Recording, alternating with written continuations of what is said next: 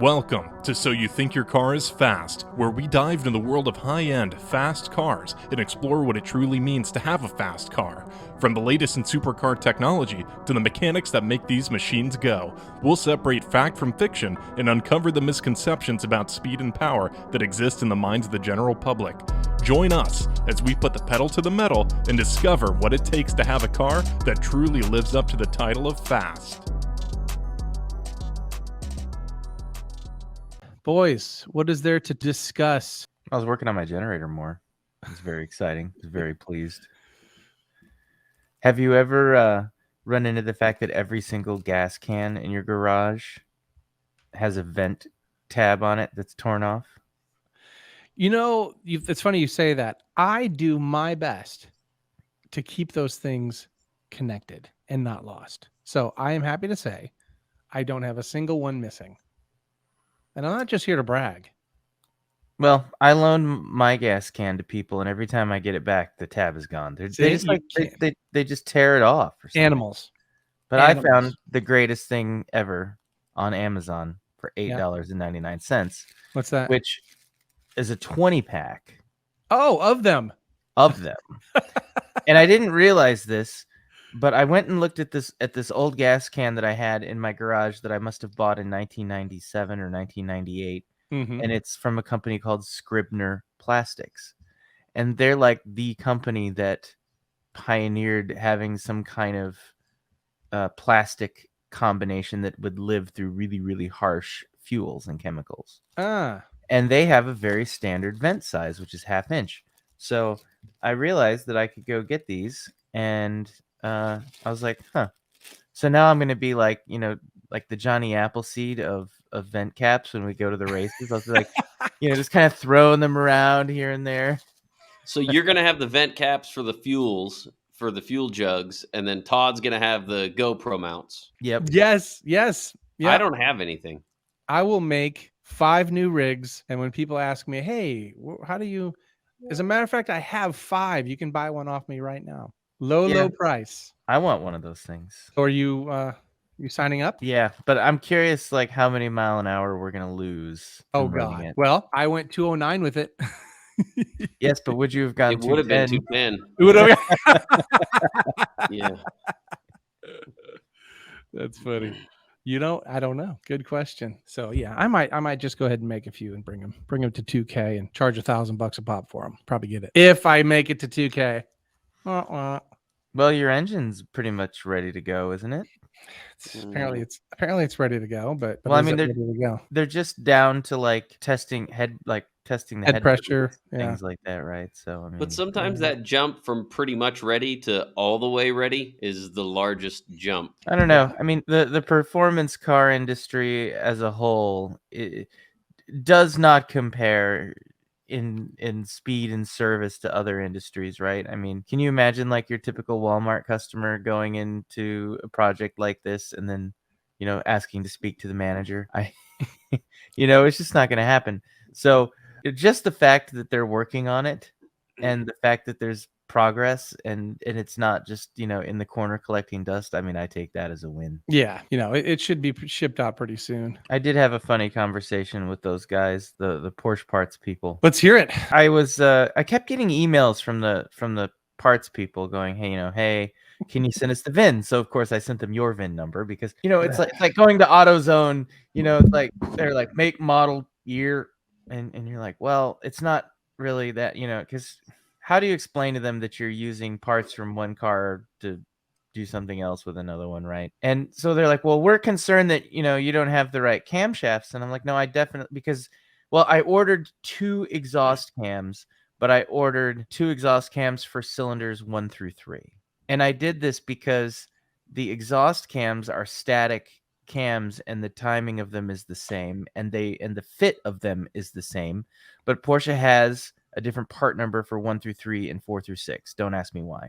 One is a 997 part number and is a newer part, supposedly, and the other is a 996 part number. That 996 part number is $1,200 per cam. The 1 through 3 cam is only $187 or $177, depending, right?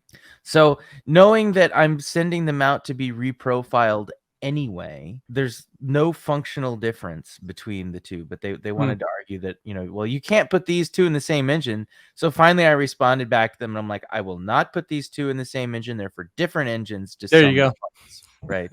There you go.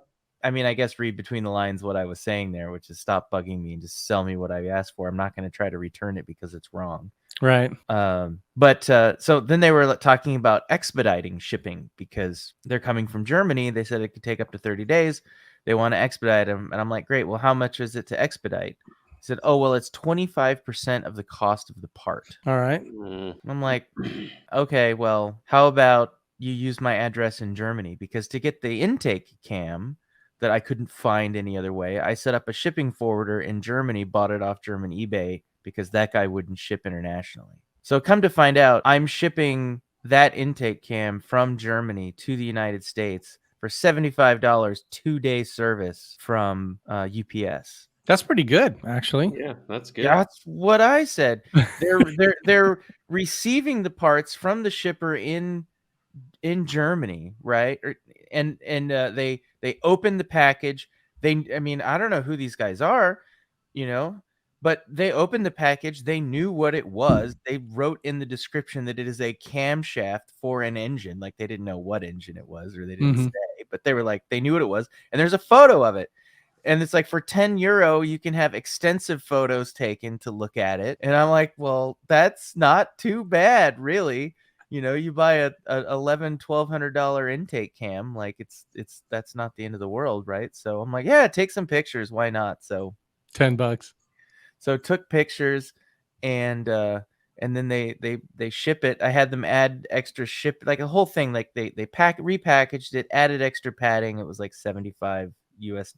And then I got notification from UPS within like 4 or 5 hours that the label had been created, and then I checked it that night and it was on its way already. It was legit. It's gonna be here tomorrow. I mean, Wow. who knows? Maybe I'll get a package full of used pinball machine parts. But So you were working on making Shift Sector. I'm trying. Does John have to do anything but disassemble and then just reassemble? Are there other things that he's got to do that's going to make this take a long time? Well, I mean, it's pretty much exactly the same thing that he had to do when you and I showed up with the broken engine. Okay, so a complete disassemble and reassemble. Okay. Yep. Which is obviously we can see that it can be done in a day and a half, but normal. Are you doing new pistons and rods, Dan? Yes. Yeah. Oh. Same displacement? Yeah. That's the big difference between Todd's engine and my engine. I am not doing 4 liters. I'm doing 3.8. Okay. So you are going up. You're a 3.6 now, right? No, I'm 3.8. You always tell everybody it's a 3.6. I've always gotten that wrong.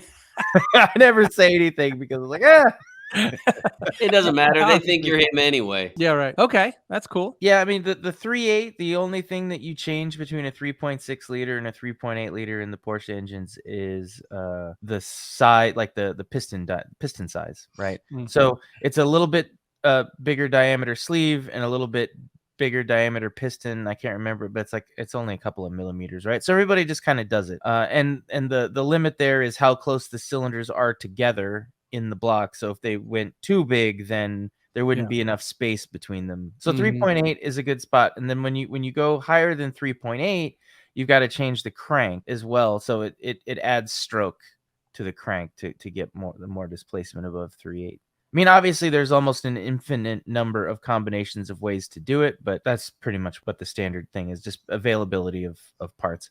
And people like to use the stock stroke, and people like to use stock piston size as well, right? Just good starting points because it's very heavily engineered. Mm-hmm. So you can bump both of them a little bit. And of course, Porsche sells a 4-liter crank, so that stroke is known as being a good engineering choice. But yeah, so in order to get to 4 liters, I have to buy like an $8,000 or $10,000 crank. Not really interested in that for 0.2 liters. So I'm just going to stick with 3.8. I mean, ultimately the engine moves, so much air, right, per revolution. In this case, it's 3.8 liters of volume. So if I want to move the same amount of air as a 4.0 liter volume engine, run an extra pound of boost. Definitely helps, but I'm not too worried about it. Well, you have 3 weeks from today to be ready for Hondo? Jeez. No, Well, I have 4. 4. Right? Yeah. Yeah, I think The we have to 24th. leave a month from today exactly. Well, I'm Well, getting no, I guess- gypped because February only has 28 days. Hmm. Hey, Yeah, I need those we extra 2 days. I guess we can leave on the 24th. It's not that long of a drive. No, To I mean Hondo? it's Hondo, so it's 4 hours. Yeah, we'll leave at like noon on Friday. Mm-hmm. Well, no, we'll have to leave before that because Jason will tell everybody he's closing it At 3, 2. 2 Yeah. o'clock. Right. I don't know what hotel we're staying. If we're staying at the same hotel we were at last year, I don't even care if we get there Which hotel? get there Friday. Oh, the same one as last year. I still need to book that. Yeah, I haven't signed up for the race and I haven't booked the hotel because I don't even know if I'm gonna be able to go. Really? I'd like to go. I'll probably end up going even if I'm not racing, so I can take video maybe. Taylor, I'm here. can we discuss your dyno results from yesterday? Yeah, so I've got a lot of Instagram messages coming because I posted that little clip of just the afterburner Of course. flame. It's really the coolest flame video picture we've gotten off my car. The question is, how much power did it make? But we're not really trying to we're not trying to push it all the way on the dyno. So that number that we end up with, what was it? 1302. Yeah, I something mean, like that. I thought it was that- like 1304. Yeah, I mean that's fine. It's made a little bit more than that, and I think there's still some room. I haven't talked to Wayne, so I gotta see what it is. The part that was exciting for me is that first pull they did off just the wastegate spring pressure, because they compared that dyno to my previous setup's wastegate spring only. And there Mhm. was like a little over 100 horsepower difference peak. And he wasn't running any ice in the car last night either, I should mention. Yeah, so I think we could probably, I say we, I think we could probably spend a little bit more time. I know it's just, if we leave it where it's at, will it run in Hondo? Sure, it'll run, but it'll be a bunch of data gathering runs again. You know what I mean? And eventually I'd like to just race. I mean, I know we're always gathering data, but Can we watch this pull real quick? Yeah. As it sits on the Yeah. on the mainline dyno here? yeah, I think what was this one, like 762 to the wheels, wastegate pressure only. It's beautiful.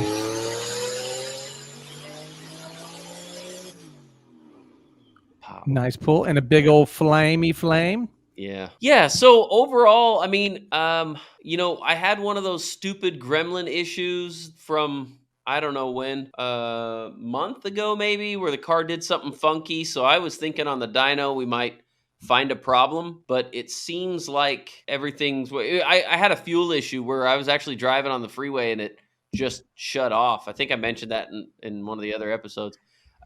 We haven't been able to duplicate it, so I'm guessing we're gonna chalk that up to bad fuel. I mean, I had just put 5 gallons of fuel in it from my garage, so that could have been my issue. So I'm glad we didn't see that. I haven't talked to Wayne or Jamo today, so I probably won't at this point. Actually, I'm got some stuff going on later, but yeah. So 1300. All right, good deal. They're gonna continue to tune, or are they gonna take you to Hondo with that power?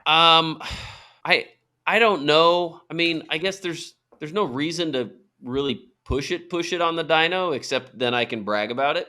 I want them to do more tuning. I want but- them to mess with your intake cam timing. Yes, that would be And- nice, because that's what we kind of thought the larger compressor covers were gonna alleviate some of that. Because I think, Dan, last time we were there was like 0 degrees cam timing. I had none, because every time we went to mess with that, it would offset some other stuff. So we'll see.